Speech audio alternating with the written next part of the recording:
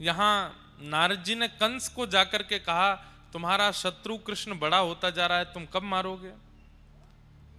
कंस ने कहा, बोले कि मैं तो बहुत प्रयास कर चुका, वो मरता ही नहीं है। पूतना भेजी, अरिष्टासुर भेजा, व्योमासुर भेजा, केसी भेजा, इतने राक्षस भेजे, लेकिन वो मरता ही नहीं है।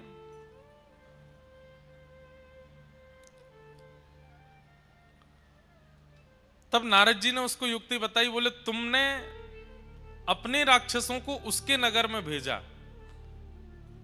अपने शहर में तो सब बलवान होते हैं, उनको यहां बुलवाओ मथुरा, ये तुम्हारी नगरी है, यहां तुम बलवान हो, वो यहां आएगा तो तुम उसे मार पाओगे।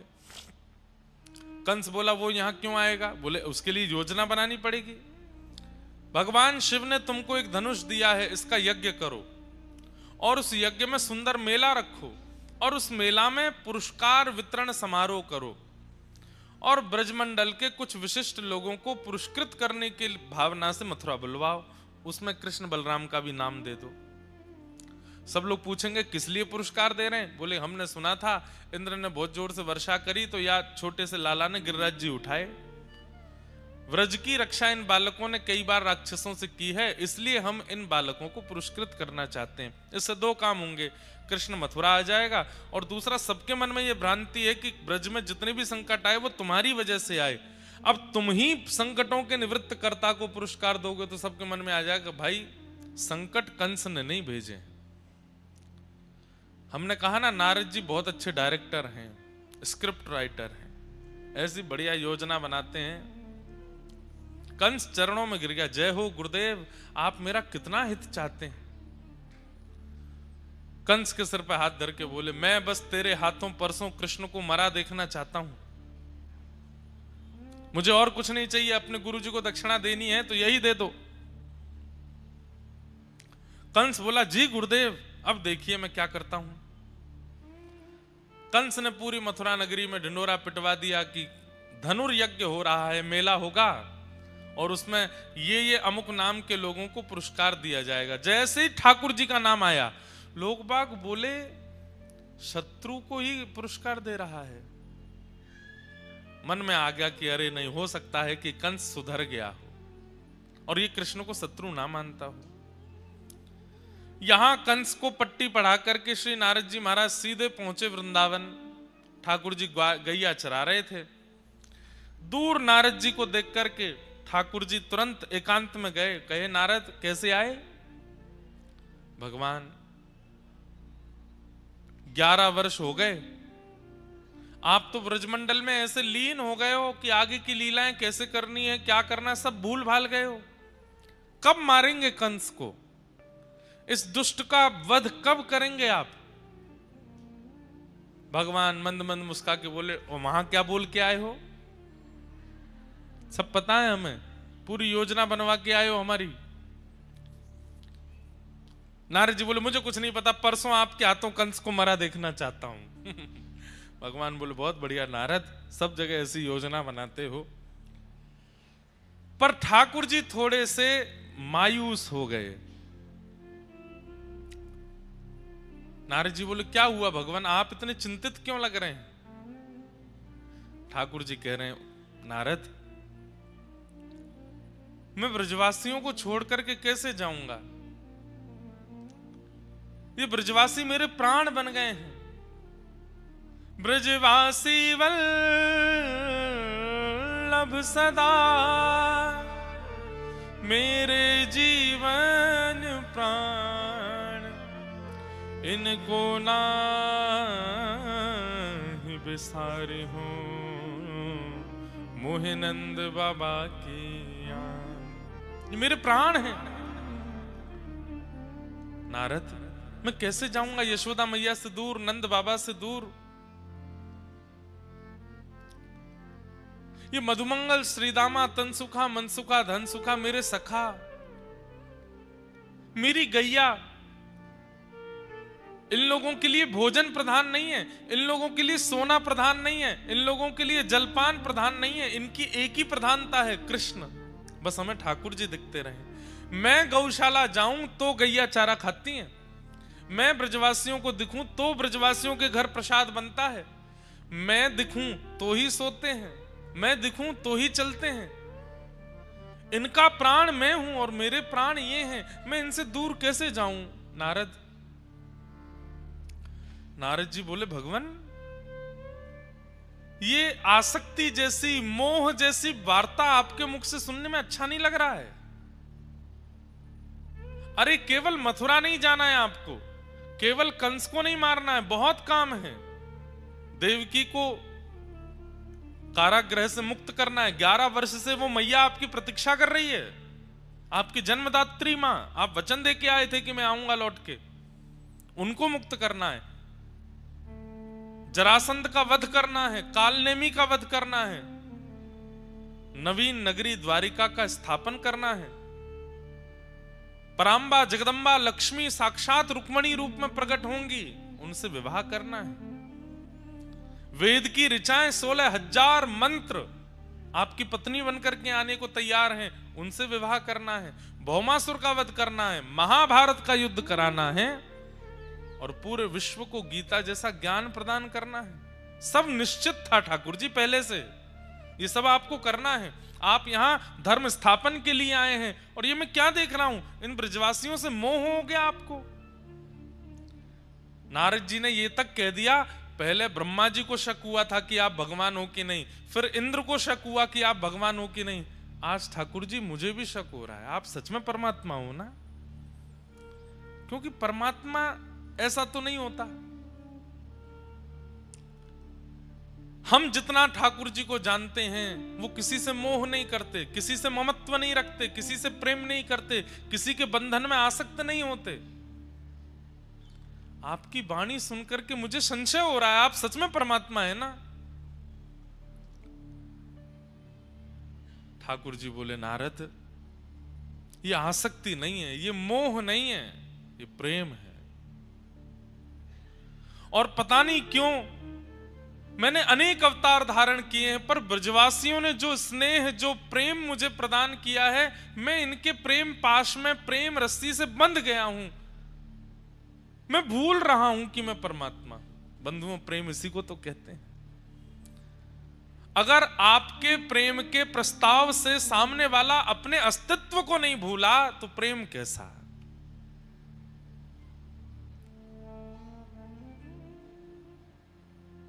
प्रेम तो उसी को कहते हैं जहां पर व्यक्ति अपने अस्तित्व को भूल जाए।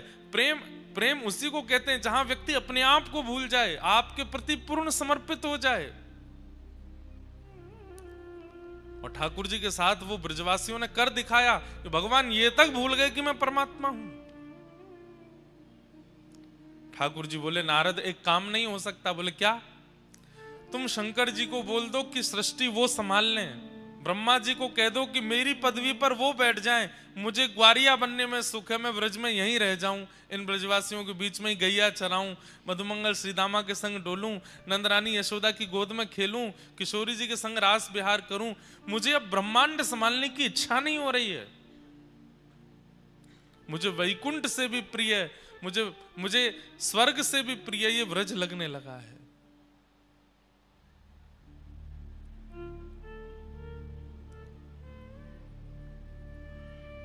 तुम शंकर जी से बात कर लो ना। सतयुग त्रेता द्वापर में मैं परमात्मा था, अब वो ही परमात्मा बन जाएं। मैं अपना अस्तित्व हटा देता हूं, दो ही देव रहेंगे, ब्रह्म और शिव। मैं कहां हूं? मैं सदा ब्रज में रहूं, इन ग्वारियाओं के बीच में, इन ब्रजवासियों को मुझे बहुत सुख मिलता है यहां पर। नारद जी बोले, ये कैसी बात कर रहे हैं आप? प्रेम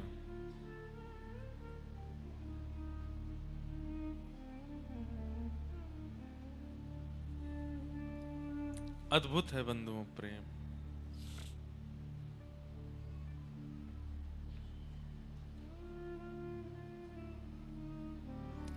भगवान नारद जी अपनी सौगंध देते हैं ठाकुर जी को कि ठाकुर जी आपको जाना पड़ेगा ब्रज से। ठाकुर जी कहते हैं, मैं कैसे जाऊंगा, कोई योजना है? नारद जी बोले, हाँ, अक्रूर जी परसों आपको लेने के लिए आएंगे। आपके पास केवल 2 दिन है ठाकुर जी, 2 दिन में आप अपना सब भाव निपटा लीजिए, फिर आपको आगे की लीला में प्रवेश करना है। बंधुओं, भगवान की जैसे मानो नींद उड़ गई हो, अब मैं कैसे जाऊं यहां से, कैसे आगे प्रस्थान करूं।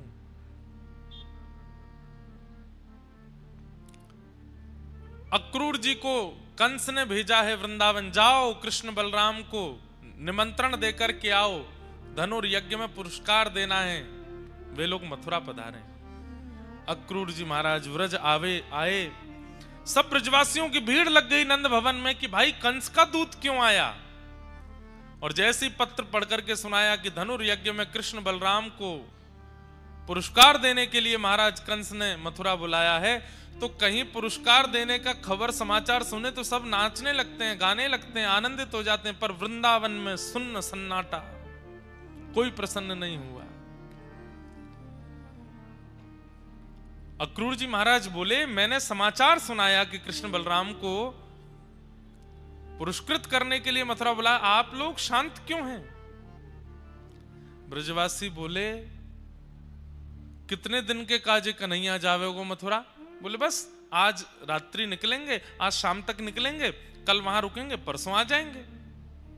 ये सुनकर के ब्रजवासियों में कई तो मूर्छित होकर गिर पड़े कि हम इतनी देर बिना कृष्ण को देखे कैसे रहेंगे। ब्रजवासियों की स्थिति देखकर के ठाकुर जी घबरा गए।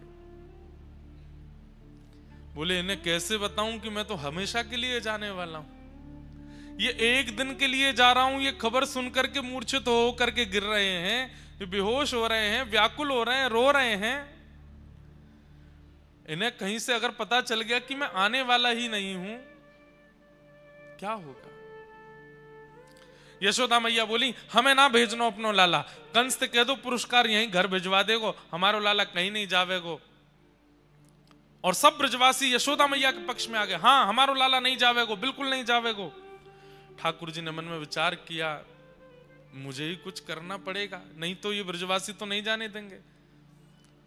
ठाकुर जी ने नाटक किया रोने का और बैठ गए बीच में आकर के और यशोदा मैया से बोले, मैया तू तो चाहवे ही ना है कि मैं बड़ो बनूं।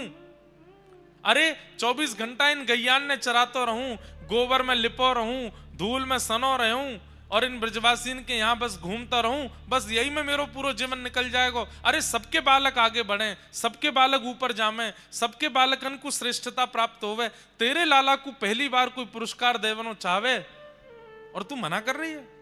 हाँ मैं तो केवल यही मारे हूं ना, कालिया नाग आ गयो वाकू भगाया, तृणावर्त आ गयो वाकू मार दे, सक्टासुर आ गयो वाकू वध कर दे, ब्रजवासीन की रक्षा के लिए गिरिराज जी उठा ले। और आज पहली बार कोई ने पुरस्कार देवे को मन बनाया तो आप सब लोग मना कर रहे हो। ठाकुर जी ये बात मन से नहीं बोल रहे हैं। ब्रजवासी सब शांत हो गए कि कन्हैया को कहीं ऐसा तो नहीं लग रहा कि हम उससे प्रेम नहीं करते, इसलिए हम उसको पुरस्कार लेने से मना कर रहे हैं। यशोदा मैया बोली, नहीं लाला हम यहाँ हमारे मना ना कर रहे, तू जाने तो है कंस कितना दुष्ट है। अरे तो वाको बुद्धि परिवर्तित है गई, अब पुरस्कार देवे बुला रहा हूं, मैं क्यों नहीं जाऊं मथुरा। और 2 दिन की तो बात है, मैं परसों आ जाऊंगा ना। दाऊ दादा कन्हैया की ओर देख रहे हैं, बोले कि कन्हैया झूठ तो मत बोले, ये परसों की बात मत कह, तू बस जावे की बात कह। ठाकुर जी बोले, दाऊ दादा अगर मैं परसों नहीं बोलूंगा तो ये ब्रजवासी नहीं जान देंगे, और अगर मैं परसों की कह के नहीं जाऊंगा, कोई आश में इनको छोड़ के नहीं जाऊंगा, ये प्राण त्याग देंगे। बंधुओं प्रेम बड़ा विचित्र है।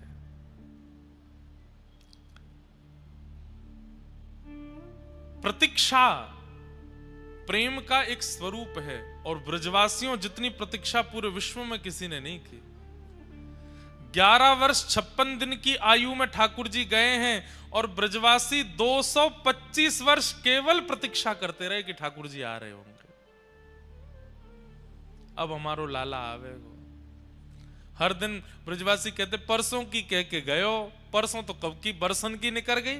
अरे नाए आज बोलो, आज कहा बोलो, बोले परसों आवेगो, परसों फिर बोल दियो आज परसों आवेगो।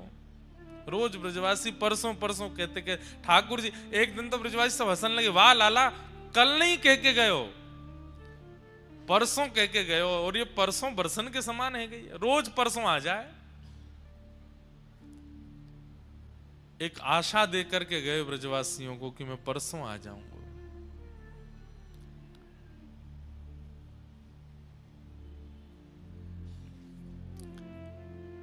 आज कोई ब्रज में सोया नहीं है। नंद भवन के बाहर सब लोग केवल मुख्य द्वार को देख रहे हैं, और रात में जिसको जैसा मंत्र आता है, जैसी विधि आती है, जैसे श्लोक आते हैं, जो नाम आता है उसी को जपने बैठ गए।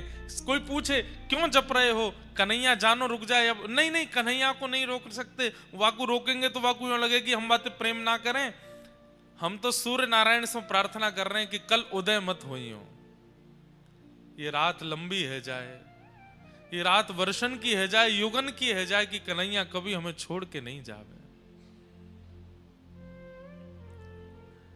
4:30-5 बजे का जैसे प्रातः काल समय हुआ, धीमे धीमे सूर्य प्रकाशमान होने लगे, ब्रजवासियों की उतनी व्याकुलता बढ़ती जा रही है। बालक दौड़ दौड़ करके अपनी मैयाओं की गोद से लिपट रहे हैं, वो पूछ रहे हैं मैया कन्हैया चलो जाएगो, कन्हैया कब आवेगो, अरे परसों आ जाएगो। रात में यशोदा मैया के अंक में भर के ठाकुर जी सोते हैं। अंक में भर के मतलब मैया की छाती पे तो मुख रखते हैं, मैया के पेट के ऊपर कटी भाग के रूप में अपना चरण रखते हैं, और ठाकुर जी ऐसे लिपट करके मैया से सोते हैं रोज। आज ठाकुर जी सो नहीं रहे रात को, और लंबी लंबी श्वास ले रहे हैं। क्यों? यशोदा मैया की अंग की सुगंधी को अपने भीतर धारण कर रहे हैं कि पतो ना अब ये सुगंधी मुंह को कब मिलेगी। जिन यशोदा मैया का अंक वैकुंठ के शयन सैया से भी ज्यादा मधुर सुख देता है ठाकुर जी को सोने में, आज मैया के द्वारा की गई बचपन से अब तक की संपूर्ण लीला ठाकुर जी के चित्त में घूम रही है। मैया के सामने बहानों कर रहे हैं कि सो गए, लेकिन वास्तव में मैया के अंग अंग को स्पर्श करके ठाकुर जी उसकी स्मृति अपने अंदर ले रहे हैं कि मैया मैं कैसे बताऊं कि कल मैं चलो जाऊंगा। यशोदा मैया भी सो नहीं पा रही है, बार बार लाला को सिर सूंघे, लाला के सिर को अपने ओष्ठ से स्पर्श करे। मेरो लाला परसों आ जाएगो? हाँ मैया आ जाऊंगो। मां मथुरा में कोई तो बात मत करियो, और मैं तोकू काजर लगाए के भेजूंगी, कोई की नजर ना लग जाए, मथुरा की गोपीजन कैसे देखेंगे मेरे लाला है। हाँ मैया तू कर दियो। लाला मैं तोकू भोजन रख दूंगी, कोई और के हाथ को बनो भयो मत पाइयो। ठाकुर जी मन ही मन रो रहे हैं, मैया कितनों भोजन रखेगी, 225 वर्ष कहां पाऊंगा मैं।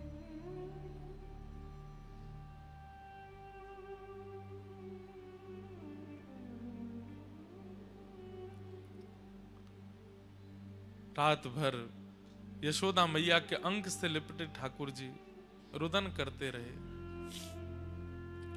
सुबह जैसे ही ठाकुर जी की निद्रा खुली,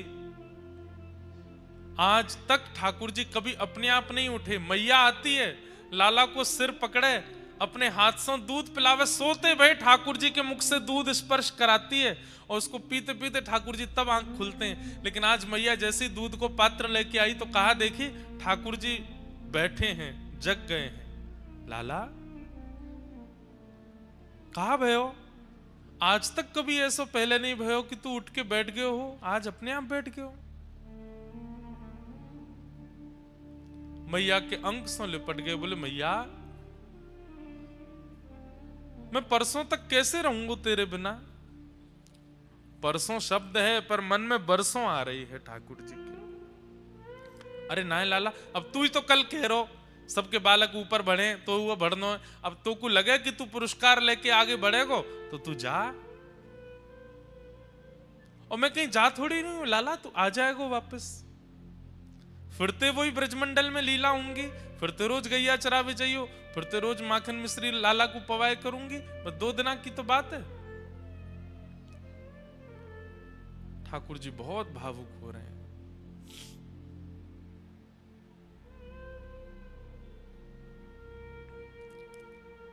गुजरात का ये एक पद मुझे बहुत प्रिय लगता है। 56 भोगन थाल धराए के, 56 भोग थाल धराए के, माखन ने मिश्री मारी रह गई गोकुल माँ, माखन ने मिश्री मारी रह गई गोकुल माँ। नंद लाला ने माता यशोदा जी सांभरे, ममता नी मूर्ति मारी रह गई गोकुल माँ। नंद लाला ने माता यशोदा जी सांभरे, ममता नी मूर्ति मारी रह गई गोकुल माँ।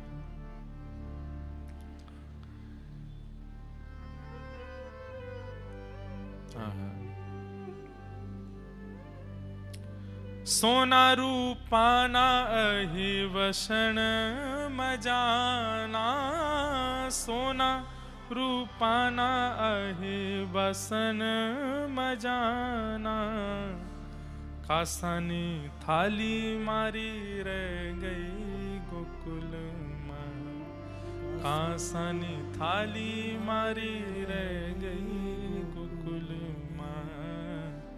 नंद लाला ने माता यशोदा जी सांभरे, ममता नी मूर्ति मारी रह गई गोकुल माँ। नंद लाला ने माता यशोदा जी सांभरे, ममता नी मूर्ति मारी रह गई गोकुल। आपके गुजरात में द्वारिका में बंधुओं विरही श्री कृष्ण हैं,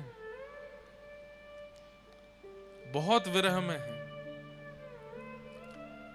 अरे सामने देवकी मैया को बैठा रखा है अपने कि मेरी मां दिखती रहे, और देवकी में ही श्री यशोदा जी का भाव करते हैं ठाकुर जी। आज भी द्वारिकाधीश अपनी श्रृंगार आरती में, संध्या आरती में वेणु धारण करते हैं, ब्रज को याद करते हैं, ब्रज की स्मृति करते हैं। ब्रजवासियों की प्रतीक्षा तो सबको अनुभव होती है, गोपियों की प्रतीक्षा तो सबको अनुभव होती है, यशोदा मैया राधा रानी की प्रतीक्षा तो सबको दिखाई देती है, उनका विरह उनका कष्ट सबको दिखता है, पर ठाकुर जी का विरह किसी को नहीं दिखता। ठाकुर जी कितने विरह में हैं बंधुओं। विरह में रो ले व्यक्ति, विरह में व्याकुल हो ले व्यक्ति, इसका मतलब विरह की दवाई ले रहा है। वो किसी को व्याकुलता हो रही है और वो रो रहा है, तो इसका मतलब है कि वो विरह की औषधि ले रहा है। किसी को विरह हो रहा है और वो एकांत में बैठकर के परेशान हो रहा है, तो इसका मतलब वो विरह की औषधि ले रहा है। कहीं ना कहीं से विरह निकल तो रहा है, लेकिन किसी को विरह हो रहा है और फिर भी वो मुस्कुरा रहा है, किसी को विरह हो रहा है और वो आंसू निकलने नहीं दे रहा है, इसका मतलब असली विरह वही सह रहा है।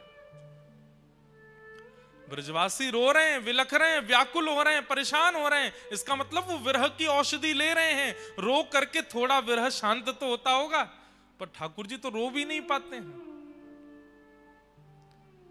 जितने दिन ठाकुर जी द्वारिका में रहे, आज भी द्वारिकाधीश समुद्र की तरफ मुख करके बैठे हैं। क्यों? क्योंकि पीछे अगर मैं देखूंगा तो व्रज की याद आएगी। व्रज की ओर मुख करके ठाकुर जी चलते भी नहीं है।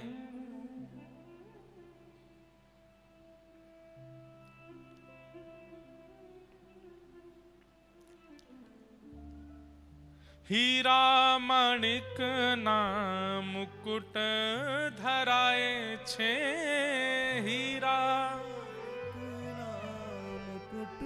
हमारे संगीत वाले भैया शायद नहीं गा पाए, आप सबको तो याद है, आप सब गाओ, गुजराती है। हीरा माणिक ना मुकुट धराए छे, हीरा माणिक ना मुकुट धराए छे। मोर पीछ पाग मारी रह गई गोकुल मां, मोर पीछ पाग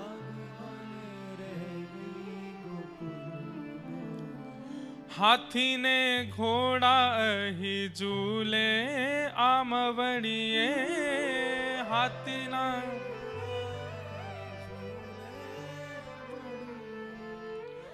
गोरी गोरी गावड़ी मारी रह गई गोकुल मां, गोरी गोरी मारी रह गई गोकुल। नंद लाला ने माता यशोदा जी सांवरे, ममता नी मूर्ति मारी रह गई गोकुल मां। नंद लाला ने माता यशोदा जी सांवरे, ममता नी मूर्ति मारी रह गई गोकुल। राधा जी ने एटल कह जो धव जी, राधा जी ने हे राधा जी ने एटल कह जो धव जी,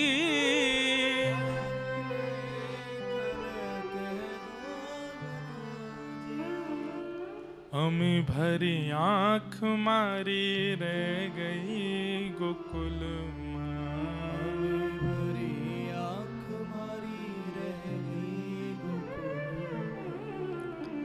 नंद लाला ने माता जसोदा जी सांवरे, ममता नी मूर्ति मारी रह गई गोकुल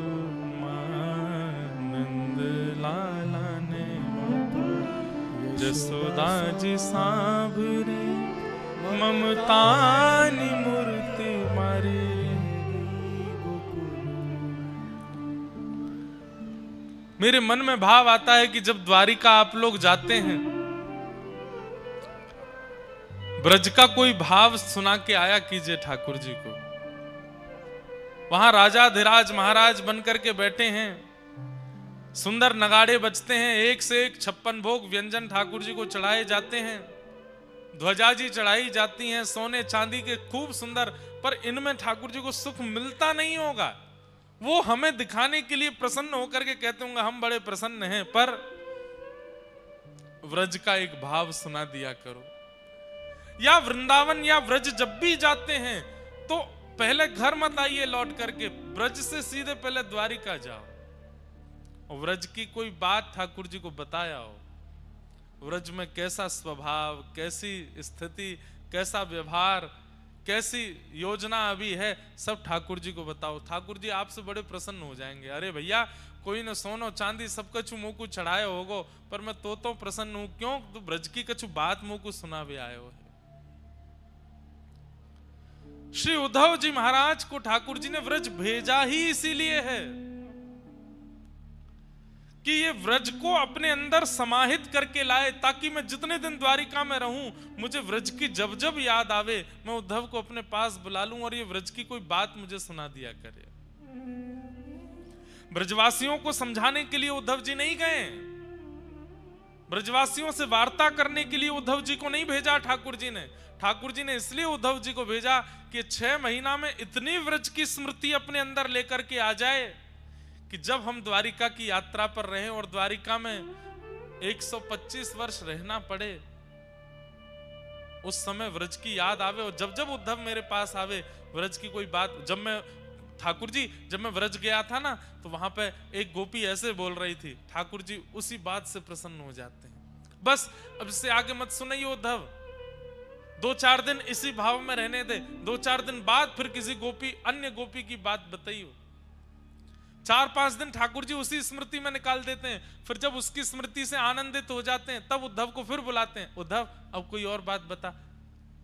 वो 6 महीने की उद्धव की वार्ताओं को ठाकुर जी वर्षों 100 वर्ष से अधिक तक सुनते रहे।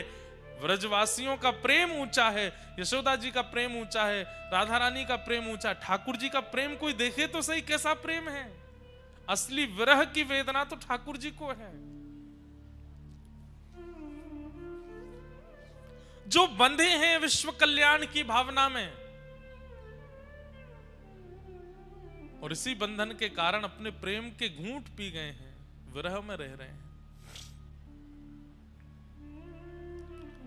समय हुआ, ठाकुर जी बाहर निकले, जैसे ही नंद भवन से बाहर आए ब्रजवासी सब रोने लगे, लाला हम तेरे बगैर कैसे रहेंगे।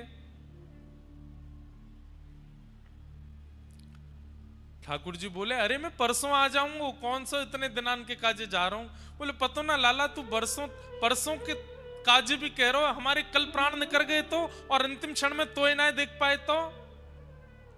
ठाकुर जी बोले नहीं कछु ना होगो, मैं आ जाऊंगा परसों। सब ब्रजवासियों से मिलते हुए अपने हृदय को बहुत भारी करते हुए ठाकुर जी रथ में आरूढ़ हुए। जैसे निकलने लगे अक्रूर जी महाराज के मन में पता नहीं क्या बात आई। बंधुओं, जब अक्रूर जी ठाकुर जी को लेने के लिए वृंदावन आ रहे थे तब अक्रूर जी कारागृह में देवकी मैया से मिलने गए। बोले मैया अब प्रसन्न है जाओ, क्यों आपको लाला वापस आ रहा है, मैं लेवे जा रहा हूं वाकू। देवकी मैया नाचने लगी, आनंदित हो गई, मेरो लाला आवेगो, मेरो कन्हैया आवेगो, मेरो गोपाल आवेगो, मैं अपनी आंखन से वाकू देखूंगी, अपने हाथन से स्पर्श करूंगी। देवकी मैया की उस स्थिति को देखकर के अक्रूर जी बड़े भावुक हो गए। जब जाने लगे तब देवकी मैया ने कही सुनो अक्रूर इधर आओ, मेरो एक काम करोगे। बोले कहा।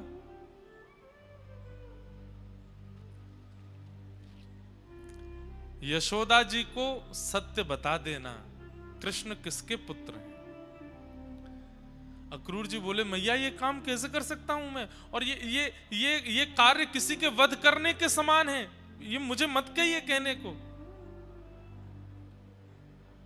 उद्धव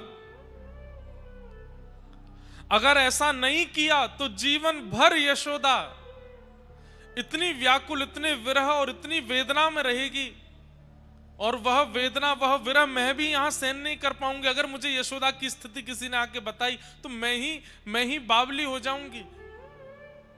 11 वर्ष 56 दिन में जब मुझे आकर के कोई यशोदा नंदन कृष्ण कहता है तो मैं अपनी वेदना समझती हूं। इसलिए यशोदा को सत्य बता देना। यहां देवकी मैया ने कुछ गलत नहीं किया बंधु। यशोदा मैया जीवन भर आश में रहती कि लाला मेरो है, आयो नहीं, अपनी मैया के पास आयो नहीं। अपने प्रश्न पर, अपने प्रेम पर प्रश्न चिन्ह उठ जाता, अपनी ममता पर प्रश्न चिन्ह उठ जाता। मैंने इतना प्रेम ना कियो कि लाला लौट के नहीं आयो मेरे पास। कृष्ण वापस नहीं आए इसका एक भाव तो पता होगा यशोदा को कि वो मेरो लाला ना है, वो देवकी को लाला है, इसलिए बता के आना। उद्धव जी महाराज चलते रथ से 1 मिनट के लिए उतर गए। ठाकुर जी ब्रजवासियों से मिल रहे थे और दौड़ करके गए। ठाकुर जी बोले कहां जा रहे हो। अक्रूर जी महाराज बोले एक काम है ठाकुर जी, आप मिलो सबसे, मैं आऊं।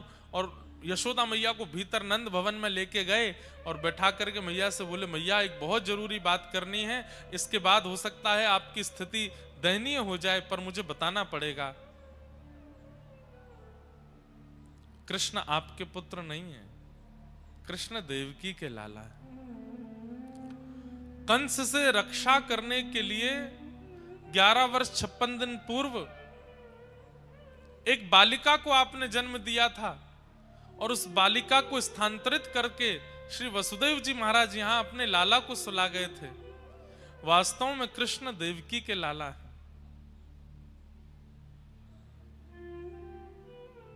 और अब वो वापस अपनी मां के पास जा रहे हैं। यशोदा मैया का पहले ही खून ठंडा हो गया था ये बात सुनकर के। लेकिन जब अक्रूर जी ने ये बात कह दी कि मैया अब संभवतः कृष्ण लौट के आएंगे नहीं। और ऐसा कहकर के प्रणाम करके जैसे ही गए, यशोदा मैया की मानो जैसे श्वास रुक गई हो।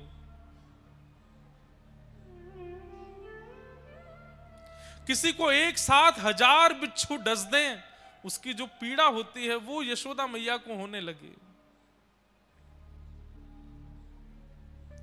एक तो ये बता देना कि वो आपके पुत्र नहीं हैं, और उसके बाद भी ये कह देना कि वो आज अंतिम बार दिख रहे हैं, अब लौट करके नहीं आएंगे। यशोदा मैया इस विरह को सह नहीं पाई। एक बार तो वहीं मूर्छित होकर गिर पड़ी, पर तभी उन्हें अंतर आत्मा से याद आया कि कन्हैया को एक बार तो देख लूं, जा रो है मेरो लाल, मेरो कन्हैया, मेरो छोना अब जा रो है, एक बार तो वाकू देख लूं। दौड़ी है यशोदा मैया, रथ आगे की ओर बढ़ रहा है, ठाकुर जी सब ब्रजवासियों से मिल रहे हैं। ब्रजवासियों की भीड़ में यशोदा मैया चिल्ला रही है, कन्हैया लाला नेक रुक जा कन्हैया। इतने हल्ला, इतने शोर के बीच में यशोदा जी का स्वर ठाकुर जी को सुनाई दे गया।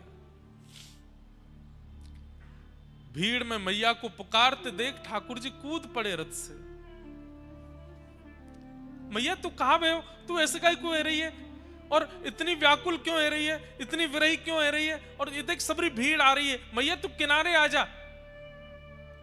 बार बार अपने अंग से लगाते हैं ठाकुर जी, मैया तू काहे क्यों ऐसी हो रही, अरे मैं आ जाऊंगा, तू कह दे, तू अगर कह देगी कि मैं नहीं जाऊंगा, परसों तक के लैया इतनो विरह है रोए, मैं नहीं जाऊंगा मैया, मैं कह दूंगा अक्रूर जी चले जाएंगे और दाऊ दादा जाके पुरस्कार ले आएंगे, मैं नहीं जा रहा हूं मैया, मैं तेरे पास रुक जाऊंगा। यशोदा मैया कह रही है, लाला क्यों ना कह सकूं मैं कि तू रुक जा यहीं पे।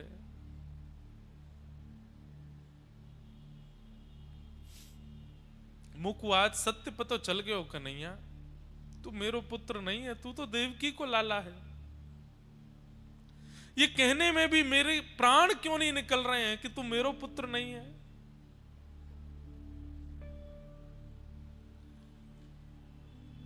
ठाकुर जी स्तब्ध हो गए, अक्रूर जी को देखने लगे। अक्रूर जी हाथ जोड़ के क्षमा मांग रहे, नाथ देवकी मैया की आज्ञा थी। अब ठाकुर जी किसी से कुछ नहीं कह रहे हैं, अब मैं कितना छुपाऊं, कितनी आशाएं दूं। यशोदा मैया लाल जी के एक एक अंग का स्पर्श कर रही हैं और सर्वांगीण अंग का स्पर्श करके ठाकुर जी का हाथ पकड़ के कहती हैं, लाला मुझको एक वचन दे जा, मैं कोई को नहीं बताऊंगी कि तू आवे वारो नहीं है, ये सब प्राण त्याग देंगे अपने, पर मुझको एक वचन दे के जा। पहली बात तो तू देवकी तो मेरी शिकायत मत करियो, तेरे लालन पालन में तो को बचपन से पालवे में मैंने अगर कोई अपराध किया हो तो वो देवकी को मत बताइयो लाला। नेक्स्ट किसी एक मटकी तोड़वे के काजे मैंने तू को उखल से बांधो, ये बात देवकी को मत बताइयो। और लाला दूसरी बात, तू अब जीवन भर देवकी के पास रही हो, लेकिन जब कभी भी तो को खबर लगे ना कि यशोदा के प्राण निकलवे वारे, बस वाह अंतिम श्वास के समय लाला मेरे सामने आ जाइए। मैं अपने कुंवर कन्हई को एक बार देख लूंगी, वा के हाथ स्पर्श कर लूंगी, अपनो हृदय से लगा लूंगी, तेरी गोद में अपना सर रख लूंगी और ऐसे मुखमंडल को देखते देखते कमल नयन मेरो लाला या के मुख को देखते देखते अपने प्राण त्याग दूंगी। बस अंतिम क्षण में मेरे सामने आ जाइए, तू मत ही हो मेरे पास लाला, बस अंतिम क्षण में आ जाइए। और मैया ऐसो कहकर के ठाकुर जी के चरण पकड़न लगी। ठाकुर जी तुरंत मैया के गलों से लग गए, मैया ऐसा मत करे, बोले वचन दे लाला तू आवेगो, अंतिम क्षण में आवेगो, वचन दे के जा।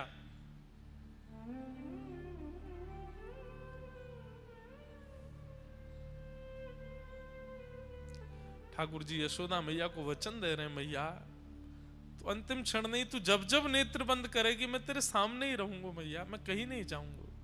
नहीं तू अब बीच में नहीं आवेगा, तू को मेरी सौगंध है, अब तू मत ही हो, लौट के देवकी के पास जा, बस अंतिम क्षण में आ जाइए।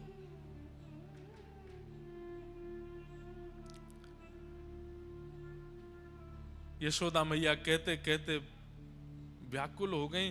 ठाकुर जी को अक्रूर जी ने कहा जय जय चलें। जैसे ही ठाकुर जी रथ की ओर मुड़े, यशोदा मैया देख नहीं पाई लाल को जाते भय, वहीं मूर्छित होकर गिर पड़ी।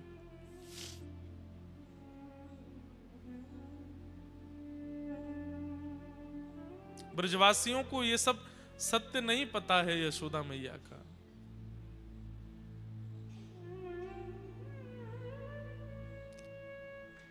रथ पर आरूढ़ हो गए ठाकुर जी।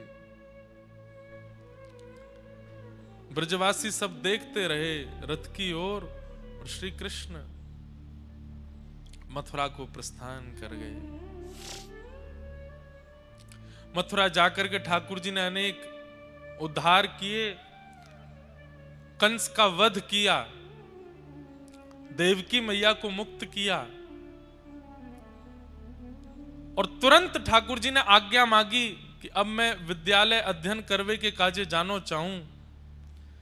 और बस उग्रसेन नाना को राज्य गद्दी पर बैठा के ठाकुर जी एक रात्रि से ज्यादा मथुरा रुके नहीं, तुरंत अवंतिका उज्जैन चले गए पढ़ने के लिए। सांदीपनि उपाध्याय जी के यहां जाकर के ठाकुर जी ने अपना स्वाध्याय किया।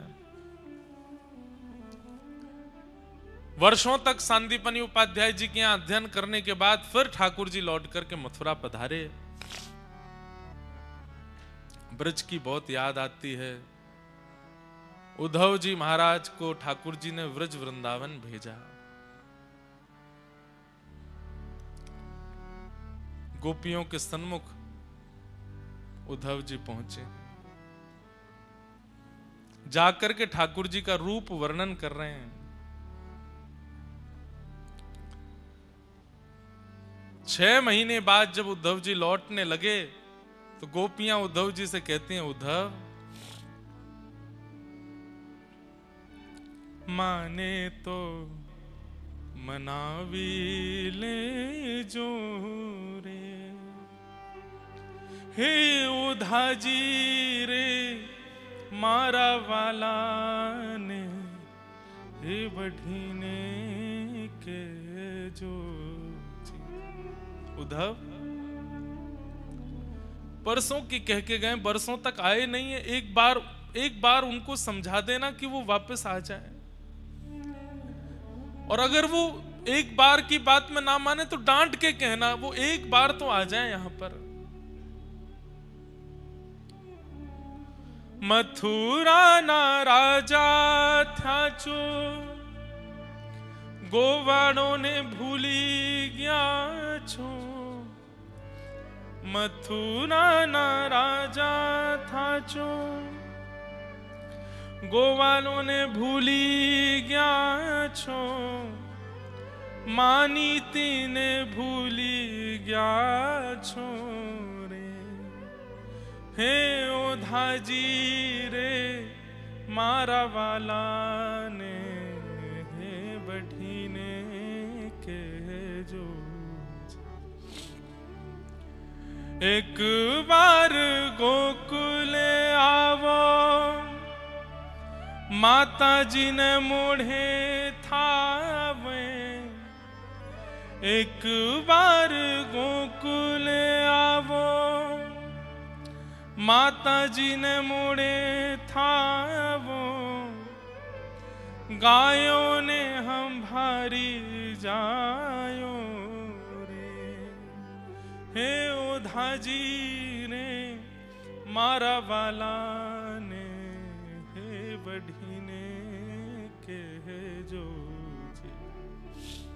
माने तो मनावी ले जो रे, हे ओधा जी रे मारा वाला ने।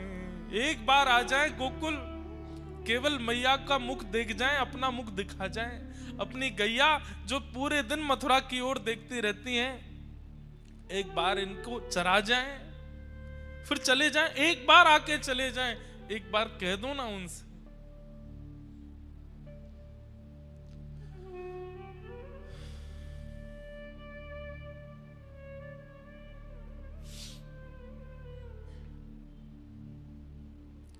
उद्धव जी महाराज ब्रजवासियों को समझाने आए हैं, पर ब्रजवासियों की स्थिति देख करके उद्धव जी 6 महीना निकल गए। 6 महीना बाद लौट करके गए, ठाकुर जी के चरणों में प्रणाम करके कहते हैं, छोड़ दीजिए ब्रह्मांड को, छोड़ दीजिए सृष्टि की रचना को, छोड़ दीजिए लोक कल्याण को, आप वृंदावन चलिए।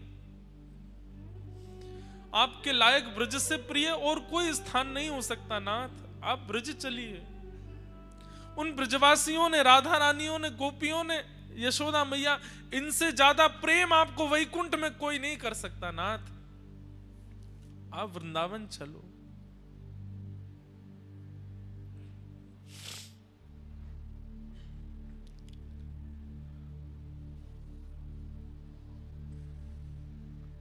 प्रेम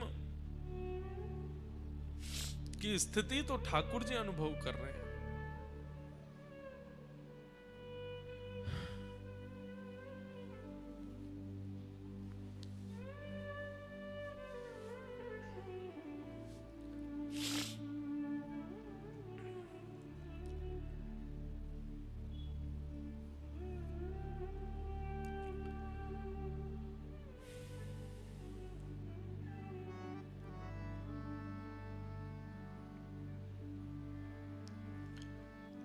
मथुरा पर जरासंध ने चढ़ाई की, भगवान ने उसके साथ युद्ध करके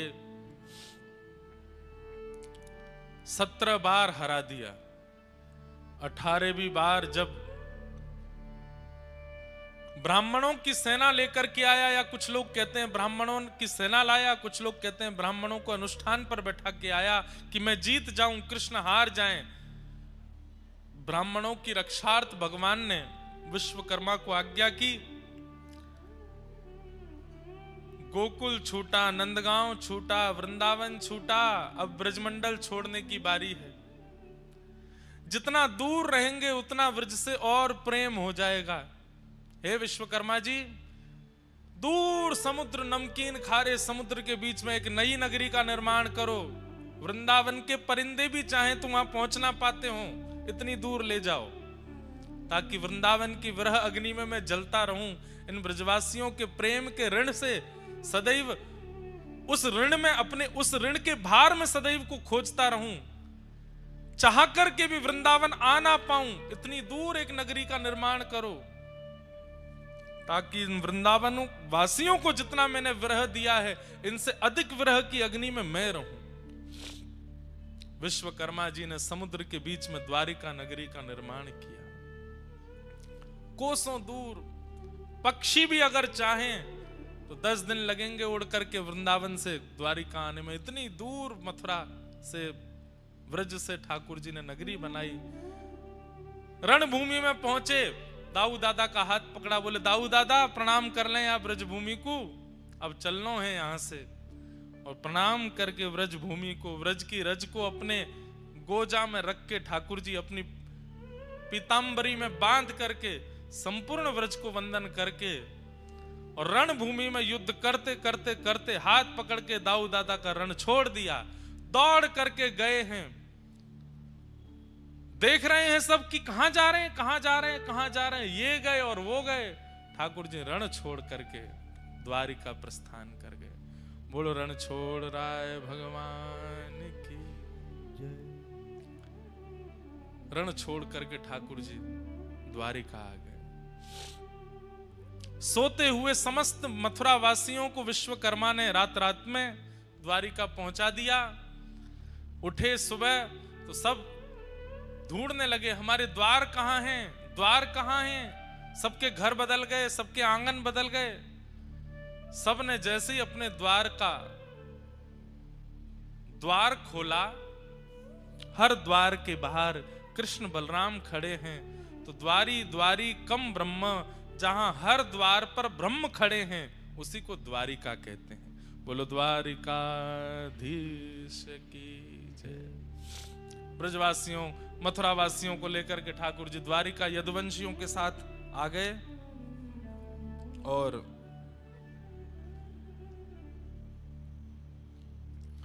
द्वारिका में आकर के ठाकुर जी ने श्री रुक्मणी जी के साथ में विवाह संपन्न किया।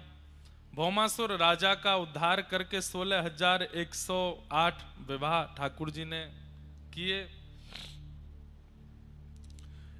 16,108 ठाकुर जी के विवाह संपन्न हुए। तत्पश्चात भगवान के अनेक लीलाएं भागवत में बताई गई। ठाकुर जी की दिनचर्या, ग्रहचर्या आदि का सबका वर्णन किया गया। बहुत कथाएं हैं द्वारिका में भी।